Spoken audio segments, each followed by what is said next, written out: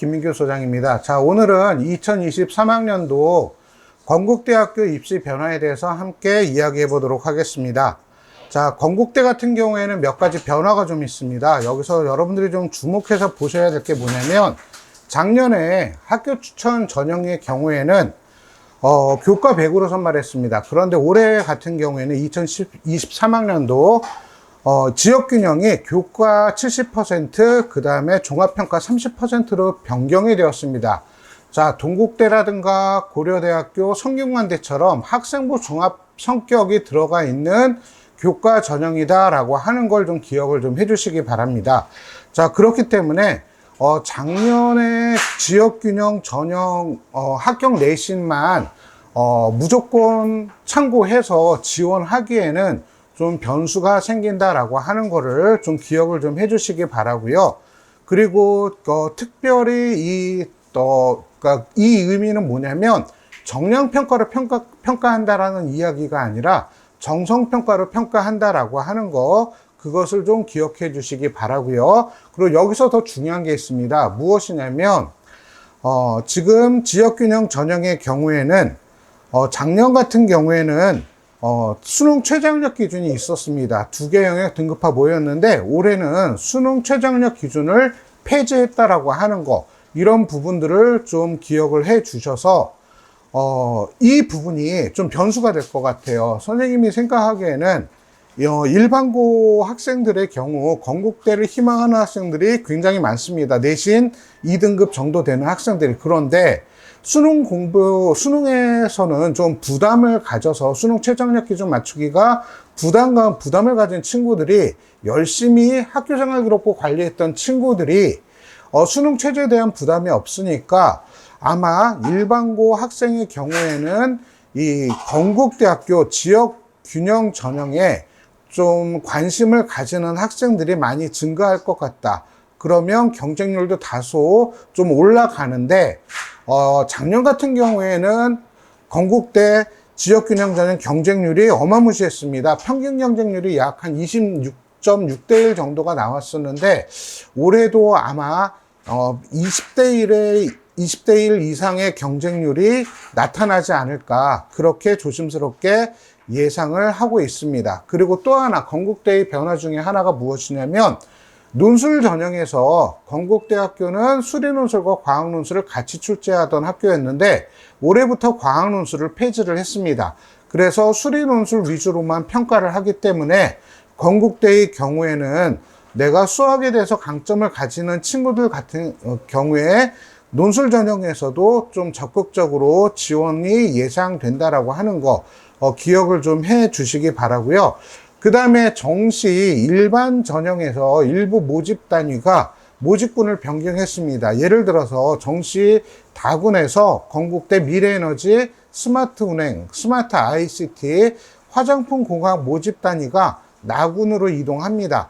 자, 여러분들 기사 많이 봤을 거예요. 어떤 기사냐면 제2학원에서 발표한 내용이었는데, 건국대 공학계열 합격한 친구가 연세대 경영학과에 교차 지원해서 합격을 했다라는 라는 내용으로 신문에서 많이, 언론에서 많이 알려져 있는데, 선생님이 그래서 이거를 전수조사까지는 아니지만 점수 공개 자료를 확보를 해서 분석을 해봤습니다. 그랬더니 어떤 결과였냐면, 건국대학교 다군의, 그러니까 정시에서 다군의 경우에는 지원할 만한 상위권 대학이 몇 개가 없어요.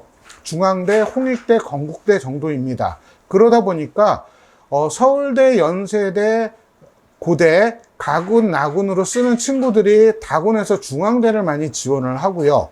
그 다음에 서강대, 성균관대 지원하는 친구들이 다군에서 건국대나 홍익대를 많이 지원하는 패턴을 보이고 있습니다. 그러다 보니까 연세대 경영학과 최초 합격한 친구가 사실은 성균관대, 서강대 공학계열도 최초 합격을 했고요. 다군에서 건국대학교 스마트 ICT 공학이라든가 이런 스마트 운행학과를 합격한 친구들이 같이 합격을 했어요. 그러다 보니까 언론에서 발표하고 있는 건국대 공대 합격한 친구가 연세대학교 경영학과 정시에서 합격을 했다. 교차 지원해서 이것을 있는 그대로 받아들이는 것이 아니라 사실은 이 정도 실력이 되는 친구는 서강대, 성균관대 공학계열 최초 합격하는 친구가 연세대 경영학과 교차 지원해서 합격했다. 이렇게 판단하시는 것이 타당하다라고 생각이 됩니다. 그래서 언론에서 나왔던 기사라고 해서 그냥 있는 그대로 활자로만 이해하지 마시고 숨어있는 의미와 뜻을 잘 해석해서 조금 정확하게 분석하는 어떤 능력을 좀 가졌으면 하는 바람이 있습니다.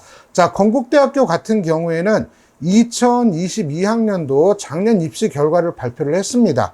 자, 그래서 지역균형 전형 같은 경우에 몇몇 학과 같은 경우에 소개를 해드린다라고 한다면 인문계열 같은 경우에 미디어 커뮤니케이션 학과 같은 경우에는 최저 합격 등급이 2.0 등급이었습니다. 그리고 이과 같은 경우에 화학공학 같은 경우에는 최저 합격 등급이 1.8이었고요.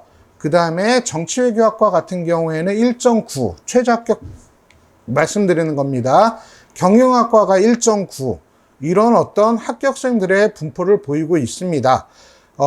그래서 선생님이 예상하기에는 작년에는 건국대학교 지역균형 전형에서 합격하는 학생들의 어떤 등급을 본다면 보통 1점대 후반에서 2점대 초반의 학생들이 많이 합격을 했다라고 하는 거 기억을 좀 해주시기 바라고요. 그 다음에 중요한 것은 무엇이냐면 올해 같은 경우에는 아까 서두에 말씀드렸던 것처럼 학교장 추천 전형, 지역균형 전형의 경우에 전형 방법이 바뀌었다라고 하는 거 꼭 기억하셔서 작년에 이 결과는 그냥 참고만 하시고 좀 지원하는데 학생부 관리가 중요해졌으니까 학생부 관리에도 조금 더 신경 써서 지원을 좀 해주시기 바랍니다. 학생부 종합전형의 경우에 특히 건국대 자기추천 전형 같은 경우에는 비교적 다른 대학에 비해서 최저 등급 학생들이 5등급대 심지어 7등급대도 있습니다. 물리학과 같은 경우에는 작년에 7.0인 학생이 합격을 했어요. 그런데 이거 내가 그렇다고 일반고 내신 기준 5등급인데 건국대 지원할래요 물리학과 이러면 좋은 결과 얻기가 힘듭니다.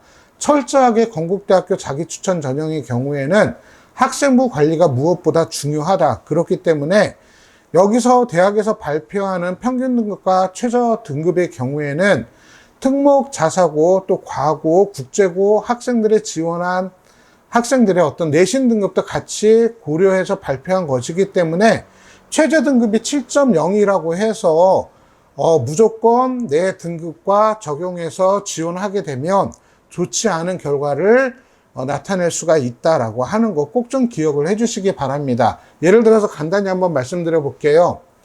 자, 합격 등급이 5.0 등급이라고 한다면 일반고 지원한 학생들의 합격 등급이 예를 들어서 평균이 5.0이다 라고 했을 때 일반고 3.0, 특목자사고 7.0 해야 평균 5.0 등급이 나옵니다. 그리고 건국대 자기추천 전형의 경우에는 특목 자사고 학생들의 지원 비율이 굉장히 많습니다. 그래서 일반고 학생들이 학생부 종합전형 자기추천 전형으로 지원할 경우에는 좀 신중한 고민이 필요하다. 저 학생부 관리 나름대로 잘 관리했어요 라고 하는 그런 어떤 정도로는 많이 부족하다라고 하는 거 꼭 기억을 하시고 건국대 학교장 추천 전형을 지원하려고 하는 학생들은 어떤 전문가들의 조언을 꼭 좀 받아보시고 지원 여부를 결정해 주시기 바랍니다. 자, 이 부분 중요하니까 꼭 좀 체크를 해 주세요. 네, 이것으로 오늘 건국대학교 2023학년도 입시에 대해서 살펴보았습니다. 네, 감사합니다.